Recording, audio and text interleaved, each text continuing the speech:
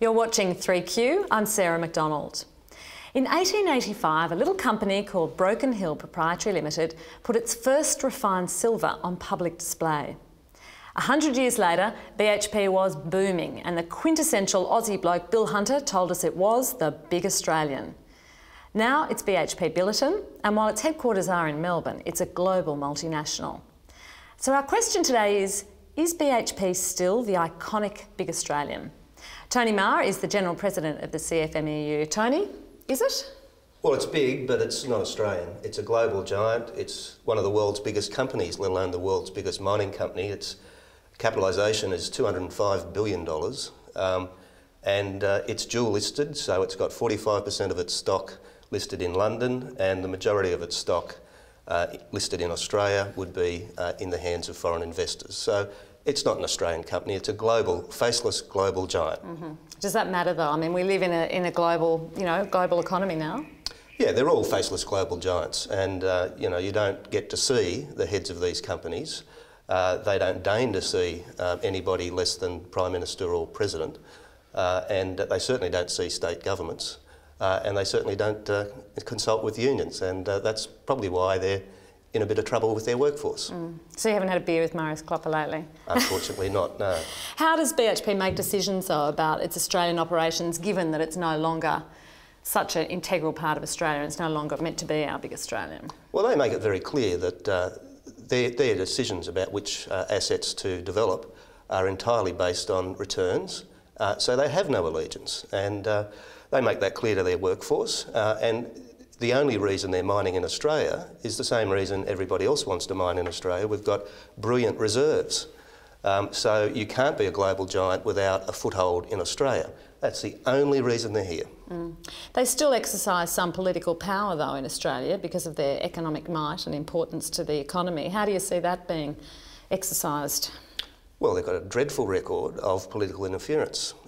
They've bullied governments around the world, and they've bullied the Australian government. Their campaign against the resources super profits tax, in combination with the other global giants, was an attempt to intimidate the government, and if they weren't successful, they wanted to change the government. They brag about that.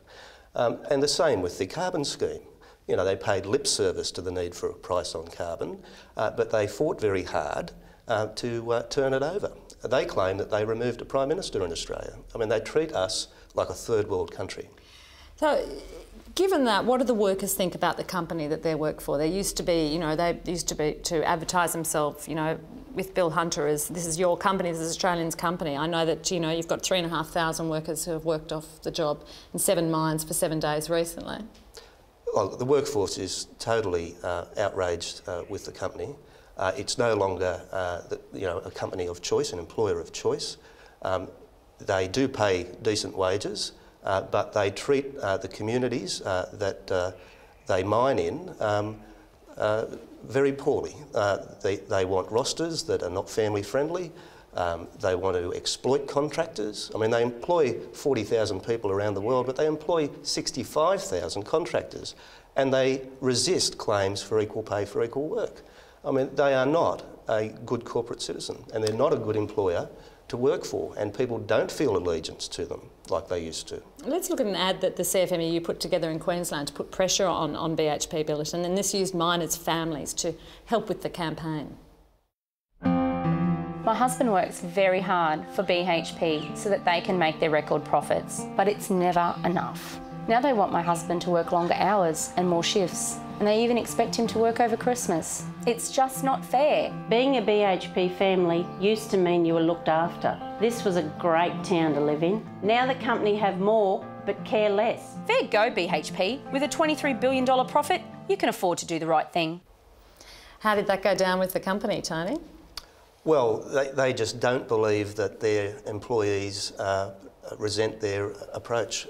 They think they're in tune with their workforce. They are having themselves on. I mean, people don't take a decision to have a 7-day strike lightly, and the depth of feeling is shown by the numbers. BHP's proposal for an agreement went down by 92% in a company-run secret ballot, and the decision to go on strike was supported by 2,500 people to 2. So they're way out of touch. Gerard Noonan, you probably think that's a pretty good use of the media, but I understand that you were a young miner once before you became a journalist. How's the industry changed since that? Well, by the sounds of things, not all that much. It was with Hammersley Iron back in those days, and it was a long time ago, as you can see by my age. It looks like things are still a bit rough and tumble in the mining industry. I'm with the superannuation sector, and of course we are investors in BHP and also in most of the top 100 companies in Australia. So we do keep these kind of issues on the radar.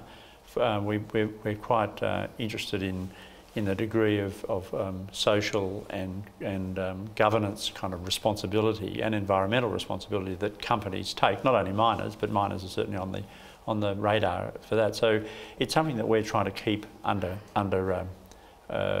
scrutiny. So you show an interest in it. Does it affect investing decisions, or do you let BHP say no about your discomfort with something as a super fund? There's quite a lot of discourse that goes on between the superannuation funds in Australia. Because they've grown so large, they now represent pretty close to 10% of the total market in Australia, the funds that I represent, which are in the not-for-profit sector. So that we increasingly, and that proportion is actually growing, so increasingly sensible management is taking notice of what we in the superannuation industry are saying to them about those things, environmental, social and governance issues. Yeah. So you feel you've had some influence? Can you give us an example, say? It is interesting that 10 years ago you wouldn't have the CEOs or the chairs of these companies really talking to us at all. Now, through our representative organisations, we do find that they're actually making a lot more effort to come and talk with us, because after all, we say to them, we're actually the owners of the company. I mean, if you're a shareholder, you're an owner, and so if you represent shareholders, and they're superannuation members around Australia, people with superannuation, we own it. Tim O'Connor, what's BHP's international reputation like in the developing world? Well, it's improving, I think, but it's coming off a pretty low base. If anyone who's been up to the Oktedi River in Papua New Guinea, you'll see a massive amount of devastation that's been delivered to that community, and very little development that has come from it. But with these big international companies like BHP, what we do see is some sense of accountability. We don't always have that accountability in smaller mining companies, or in a mining company, for instance, from China. And so they're really good things. I think BHP has taken some steps forward. Publish What You Pay, an initiative of the Extractive Industries Transparency Initiative, very cannily named. But it's a really big step forward. It basically says mining companies that are operating in these developing countries have to actually publish and make public the amount of money that they're actually pulling out of the country and the amount of money they're delivering to the government. So it's really an effort to cut down on corruption. It's a great step forward. Tony Maher, what do you think BHP will look like in 20 years' time? We've seen vast changes over the last 20, 40 years. Well, they'll be bigger, undoubtedly, and they'll dominate the world's mining industry no matter where it is.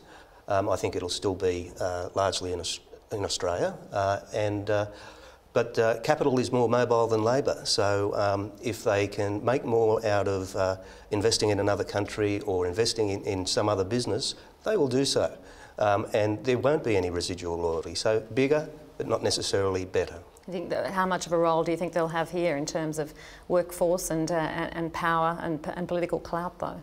Oh, still, they're iconic. The mining houses in Australia have always been the bastions of the Conservative parties politically, and they are too big to ignore, and they influence Labor governments too. And will for the future, it looks like. If you have any thoughts or insights on this discussion, have a look at our Essential Vision website, or you can use the 3Q hashtag on Twitter. This is 3Q.